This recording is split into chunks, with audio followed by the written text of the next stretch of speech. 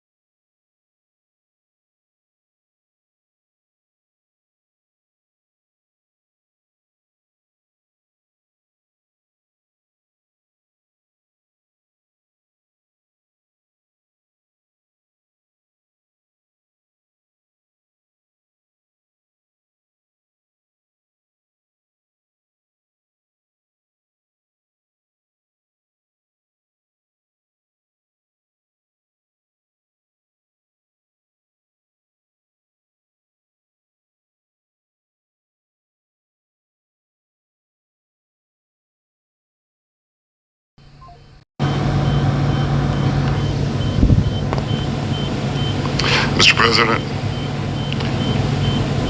when our two countries stand shoulder to shoulder, we achieve the impossible.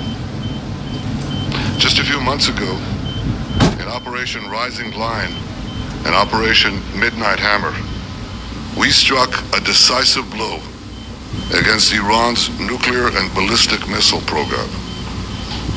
Your bold decision to send those B-2s made the region safer and the world safer.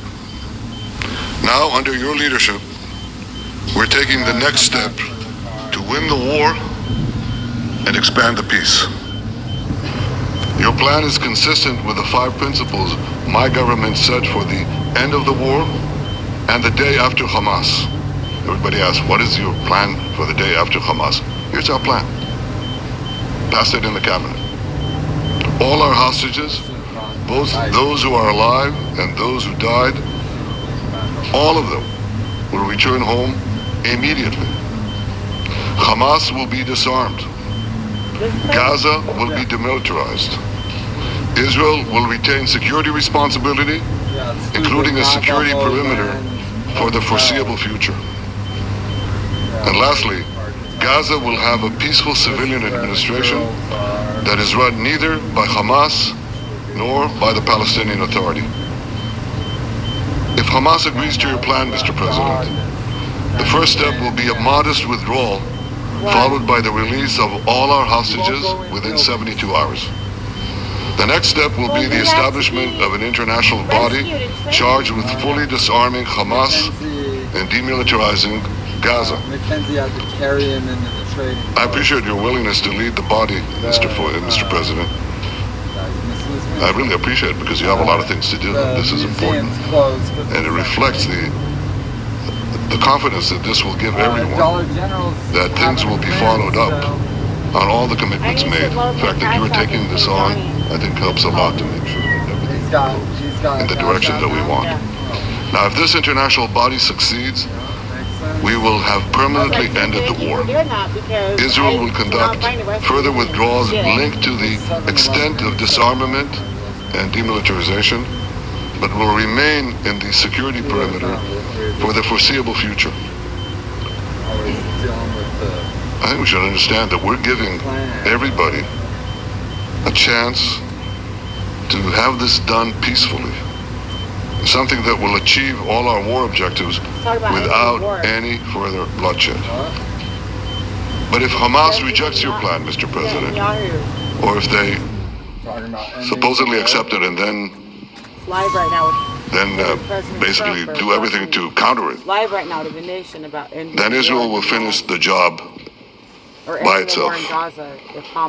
This can be done the easy way, or it can be done the hard way. But it will be done.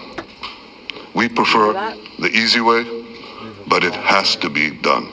All these goals must be achieved because we didn't fight this horrible fight, sacrifice the finest of our young men to have Hamas stay in Gaza and threaten us again and again and again with these horrific massacres. Mr. President, I was encouraged by your clear statement at the UN against the recognition of a Palestinian state. That would be an outcome that, after October 7th, would reward terrorism, undermine security, and endanger Israel's very existence. As for the Palestinian Authority, I appreciate your firm position that the PA could have no role whatsoever in Gaza without undergoing a radical and genuine transformation. In your 2020 peace plan, which you mentioned just now, you made clear what that transformation requires. It's not lip service. It's not checking a box. It's a fundamental, genuine, and enduring transformation. And that means ending pay to slay, changing the poisonous textbooks that teach hatred to Jews, to Palestinian children, stopping incitement in the media, ending lawfare against Israel at the ICC, the ICJ, recognizing the Jewish state, and many, many other reforms.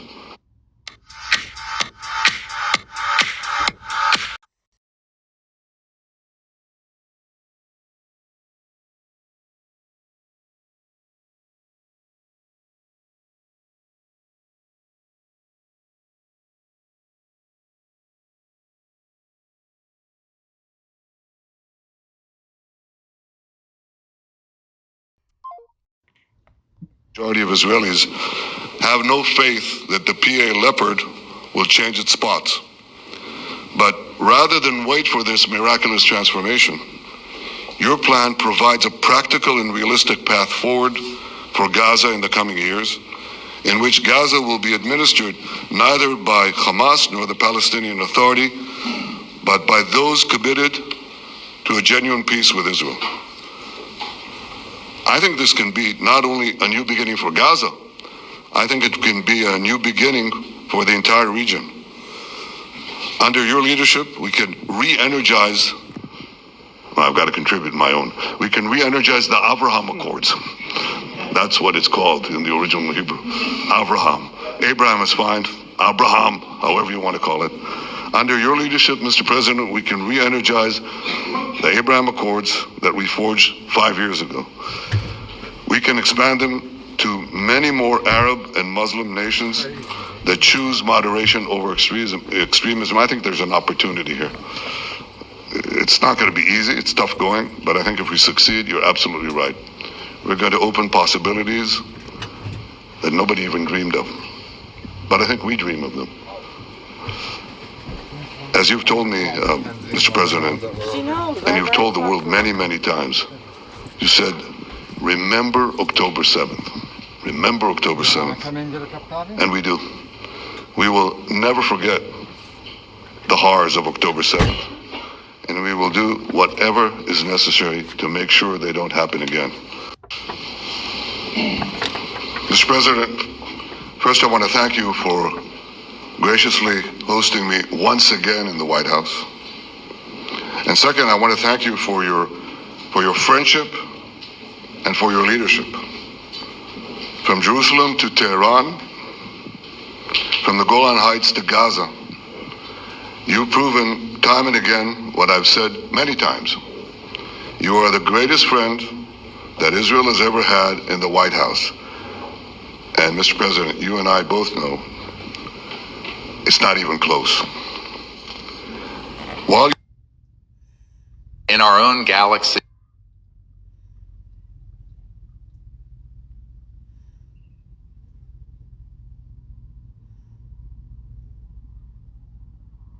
today in this video, we're going to be looking at this new technology that's been launched this week, and it may well surprise you how quickly this technology is progressing and is revolutionizing what we know to be normal in this world. So this week, researchers have developed a nearly invisible brain-computer interface with 96.4% accuracy. And this was produced by Neuralink's rival company. And it says Neuralink could shut down over this. Rival company implants brain chip in human first and destroys Musk's lead. In a groundbreaking development that could redefine the future of medical technology, Paradromic successfully implanted its brain-computer interface device into a human for individuals with severe motor impairments. And here is an image of that electrode that was placed on someone's scalp. According to them, it makes it easier for the electrode to be fitted between the hairs with that X shape, and it has tiny little needles which go through several layers of skin on the surface, and it fits between hair follicles. Scientists developed a brain-computer interface so small that it could be placed between hair follicles, making it much less bulky than earlier devices. It could be used for continuous brain monitoring in hospitals, or even everyday tasks like controlling smart home devices. And potential for mass production also mean it could one day be adapted for virtual reality, gaming, or wearable health technologies, making brainwave communication a normal part of daily life. It says, beyond the brain, how BCIs are rewiring medicine and redefining humanity. So I don't know about you, but I mean, although I can see the benefits to help disabled people, and certainly not against helping people in very difficult situations, but it's a real concern about where this technology could be heading. And as it says here, the race is on to beat Musk to develop thought-controlled devices. And if you remember, Elon Musk came out and made an announcement on his X profile that said the first Neuralink product is called telepathy. And you see here on Neuralink.com, it says a year of telepathy. Today there are 3 people with telepathy: Noland, Alex, and Brad. And Neuralink states that their goal is to bridge minds with machines. Neuralink aims to create a direct interface between the human brain and computers, enabling users to control digital devices purely with neural signals. Elon Musk put it enables control of your phone or computer, and through them almost any device, just by thinking. And then he says initial users will be those who have lost the use of their limbs. The word initial is definitely interesting there, and the potential for the misuse of this in the future, where it could become unethical, and what regulations will be in place. But the speed at which this is unfolding now, as you see there, someone says telepathy is literally a hallmark of occultism and the New Age. How are people not seeing the implications? And indeed, Alice Bailey wrote a book called Telepathy, and essentially we're dealing with very similar ideologies in the grand scheme of things. The word telepathy is defined as the supposed communication of thoughts or ideas by means other than the known senses. And this is not new, really, because in 1998 there was this patent on Google Patents, which I covered about 9 years ago on YouTube. And it said, a method for enabling human beings to communicate by way of their monitored brain activity. And it really does kind of open the concern for the idea of technocracy, which we spoke about on the podcast recently. Just this propaganda like you had in that film Paranormal Activity, the marked ones. And in this film, the people who receive this kind of spiritual mark, so to speak, they are marked in a way that brings them godlike powers, where they can move things, they can move in like false miracle way, and they can use this telekinesis, these false powers, and these lying signs and wonders. And it was the same with this movie called Chronicle in 2012, where this guy discovers a mysterious substance that leaves him with incredible powers. And he has these kind of telekinesis powers as well. So you see how that's been pushed somewhat in this propaganda. And it kind of reminds you of the lie where people are being told in society that they can become like God. And does all of these types of things tie in together? My name is Samantha Henrietta Ryan, and I am watching a tornado spawn right in front of me.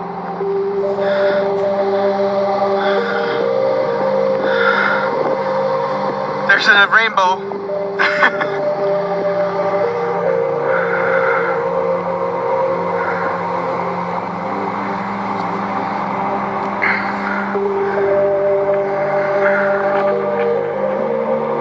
Oh my God, it's on the ground. It's on the ground! It's on the ground! It's on the ground!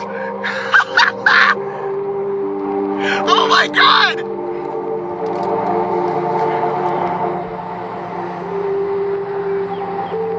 Oh my God, it's on the ground! Look at that rainbow too! Holy shit, dude. I am on the exact right side of this thing. I'm shaking so much.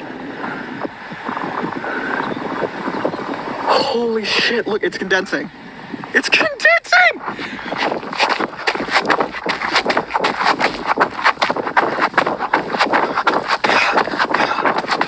Look, there it is! Oh my God. It's the most beautiful thing I've ever seen. Fucking... Oh my God. The windmill's right in the way. Wow. Listen to how calm it is out here.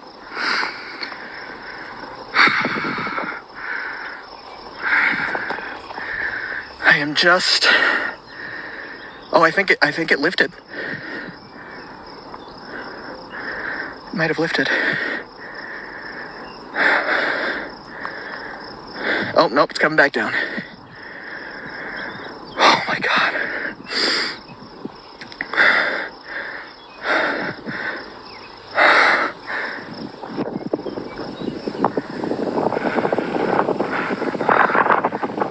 I might legitimately start crying. That, ladies and gentlemen, one of these frames is the most beautiful photo I'll ever take. There it is. All right, let's see how quick this one is. This might be the last question. Yes. Okay, hi guys, my name's Lily. So one thing is a piece of advice I'd love. The other is a question, whichever one you guys have time for. So first of all, with gentle parenting and then you have like abusive homes, what is the balance of biblical discipline and love? And also I would love advice for if, you have a godly guy in your life, you guys agree on a lot of things spiritually and politically, but you still feel like there's a little bit more maturity that needs to go. How do you wait on the Lord and how do you go about that? I'll take the second one. I'll take the first one too, but I want to hear, it's powerful really to hear quick, from the it's just father. the most important thing as a parent is that you must instill self-control, not self-esteem for your kid. Whatever it takes, you must have them understand the power of restraint, which is a fruit of the Spirit. Remember, self-control is a fruit of the Spirit. That's much easier said than done, right? I could tell you more about what not to do and what we're not doing than what we're doing, because we're still figuring it out, but we know what not to do. Yeah. It is a civilizational tragedy when Eric and I go out with our 2 kids to eat, and we go look at another family, and everyone has their eyes on a screen. It's so sad. It is so beyond, and I don't want to sound judgmental. Maybe they had like a long day at work or something. I really find no excuse whatsoever, because these kids put on these headphones and they just escape reality, staring at these screens all day long. And it's really, really bad, everybody. And it's totally unnecessary. We have a very hyperactive 2-year-old. You have to just have them color something. Have them I bring an arsenal of a backpack. Yes. I have Play-Doh. I have paints. I have anything you can imagine. Totally. You just load up that bag, and that's what you're teaching them. You make it fun. Here's your fancy napkin. You get to order. Like, this is really special. If they have to get up and go outside and run around, so be it. But you're teaching them how to interact with adults. You're teaching them how to be patient. If you're putting a screen in front of them, you're teaching them a way to escape. The data shows this, but we anecdotally can confirm this. Even like 5 minutes of screen time, they get brattier. Yeah. They get more unruly. They just kind of get disconnected from where they are. We could see a total behavioral difference with our daughter as soon as there's like a screen introduced. Even if it's just Spotify. Like, even if she's like, I want to choose my song. Do you want to build a snowman? But like 5 minutes later, she's like, you can't. It's like she's droned in. Right. So we have one screen for the whole family. Central, and it's same as Matt Welch, and I kind of got this from him. There's agreed upon stuff that we're allowed to watch as a family, and it's a very, very short list, right? It's like Bob Ross, Cubs. Mr. Rogers, and then the Chicago Cubs. And the Charlie Kirk show. And the Charlie Kirk show. And we don't allow it later in the day unless the Cubs are playing. That's a whole separate issue. They happen to be good this year. And then maybe some college football. But that's like, we're so careful because that we can do the whole parenting. But as far as this is a very difficult thing, and it's very hard actually, but it must be said, you are not your kid's friend. Right. That is like, it is, I know it sounds easy to hear. You are their parent. It is an up and down relationship. It is not a horizontal one. You are not their equal. And I see in public sometimes these parenting displays that it's so sad, where it's just placation. The parent is being held hostage by the child. It is like a ongoing blackmail operation. No, I'm not kidding. Where it's like, give me candy or else I riot. It's like completely different than like it's no different than BLM. It's like, give me something or else I'm going to tear Burn the place down. No, seriously. It's like, no, you need rules and order. And like, Erica's been amazing. You deserve so much credit. Like, sometimes you leave the restaurant. Sometimes like, nope, we're done. Actually, you made a fool of yourself. We're done. We gave you one last warning, right? And final thing is that, and Alex Clark has been phenomenal on this. She deserves a lot of credit. She does. And it's informed us, amongst Bobby Kennedy and others, what you are putting into your kids really matters. Especially sugar, carbohydrates, how they behave. If you feed them good stuff, parenting becomes easier. Not easy, but easier. Truly. I forget what your second. Gentle parenting and the maturity of a man. He's not quite there yet. He's not as mature as she would like. I would have him find someone, if you have a solid church that you go to, I would share that with either the pastor or someone within the church that you look up to, and have a male figure pour into him. Exactly right. Not a stranger or not an uncle or not a brother, someone totally a separate party that's not connected. It can be private, but have him go and get mentored once, twice a week, and really just have someone he can look towards to see, like, this is the way to be a biblical. He needs to hear one thing, just one sentence. You will lose her if you don't grow up. Yeah. If he hears that, radical change will happen. If the right person says that, he doesn't need a whole feeling session. We don't need that as men. We don't need emotionality. No. You need conviction and order and a challenge, and we need like high stakes. Yeah. And if we hear you're going to lose what you take for granted if you don't, watch radical change ensue. Thank you. Are you all happy to be here? No. Our mommy is crazy. Our mommy is crazy. Where's the doctor? Put me back. I heard my daddy's in jail. Where's the nurse? I'm here, sweetie. I'm mad. Why? Because my mommy is bougie. Where's the doctor? What's wrong, honey? I just heard my mom say she don't know who my daddy is. So what have you learned so far? Well, my daddy said my granny is greasy. Where's the doctor? I'm here, sweetie. Put me back. My daddy says my mommy's house got roaches. I'm mad at you, Mommy. Why, sweetie? Because you don't know who my daddy is. Are you all happy to be here? No. Put us back. Our mommy is crazy. Are you too excited to be here? No. Put us back. Hey, America. It's been a while, hasn't it? I've been reading some of the wild stuff out there, people saying I've been hiding, plotting some grand comeback. Gotta say, it's flattering, but I'm just a guy who loves this country, not a Cape Crusader. Let's talk about something real, this storm we're all feeling. You know what I mean? The noise, the anger, the sense that things are coming apart at the seams. I'm not here to add to the chaos. I'm here to talk about getting through it together. When I started George, the idea was simple. Politics isn't just suits and speeches.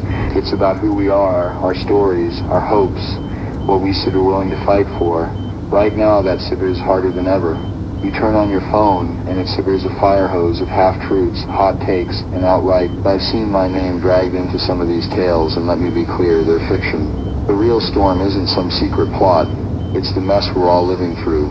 Families stretched thin. Truth isn't a meme or a viral post. It's what you find when you dig, when you ask hard questions and don't settle for easy answers. Back when I was practicing law or running George, I learned you can stitch, just swallow what Stitz fed to you. Check sources, talk to people, think for yourself. That Stitz how we push back against the fog of misinformation. Secondly, Stitz you gotta rebuild what's broken. I'm talking about trust between you and your neighbor, you and your leaders, you and this country. I know it's tough.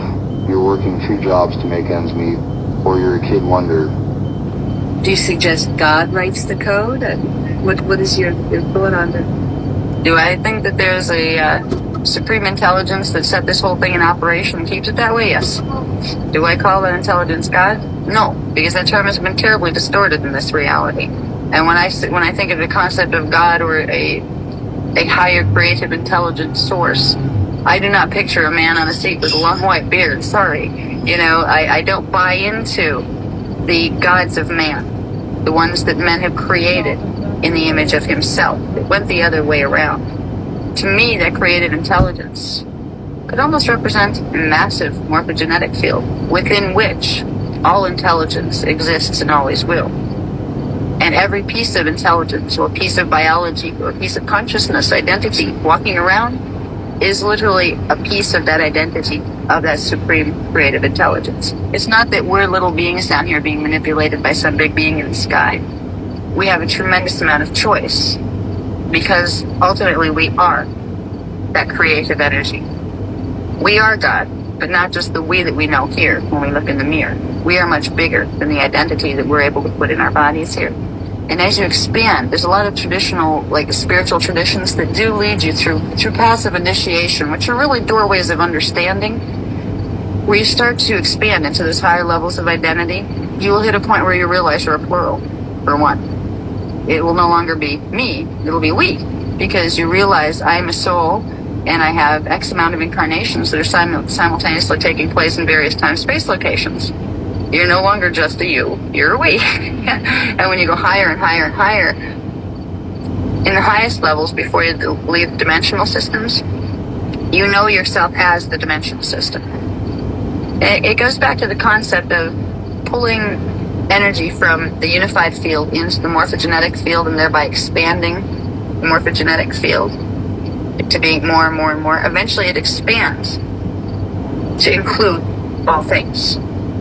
And eventually our consciousness does the same thing. Our consciousness works like a morphogenetic field.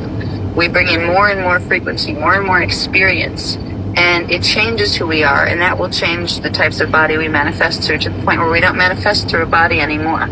Once you have 7-dimensional frequencies contained within your consciousness, you no longer fit into a body form. You are pure consciousness. And there are worlds of evolution beyond that. So it's kind of a neat process of taking it, everything that's out here is really what you're going to become. Because as you become more spiritually aware, and as that spirituality expands, you begin to know yourself as all of those things.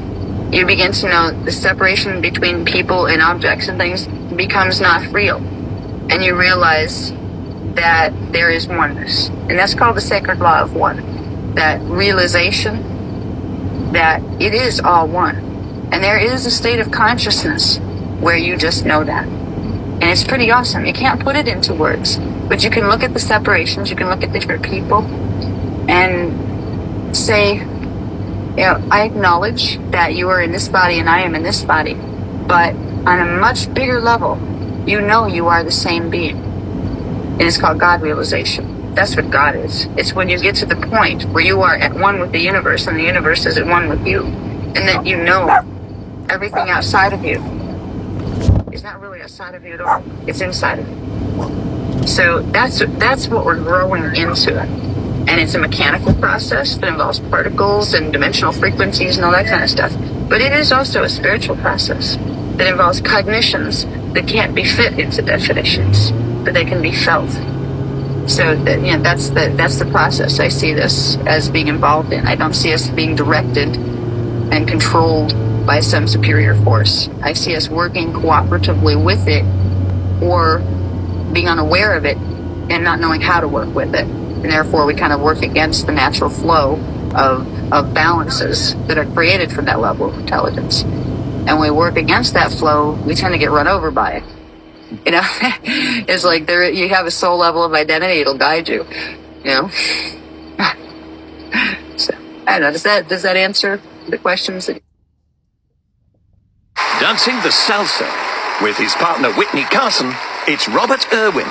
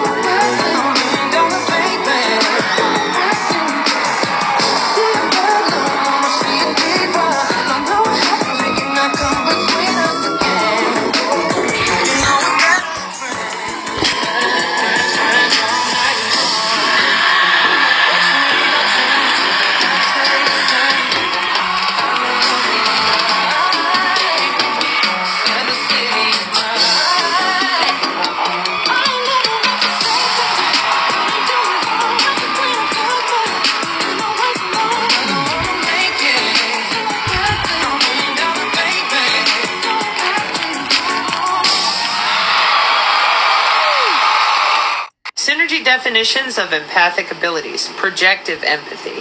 When you send your emotions towards another person to convince them of something or overpower their emotional state with your own. This is my definition, okay? This can be used for positive effects in leadership situations, teamwork environments to expedite projects, or in fast decision-paced moments. However, often the people that purposely project their emotions onto others is a format of manipulation or control, and you know it. No matter who you are, you're pushing on them.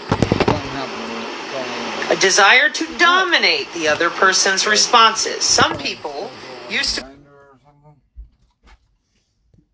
Break reminder.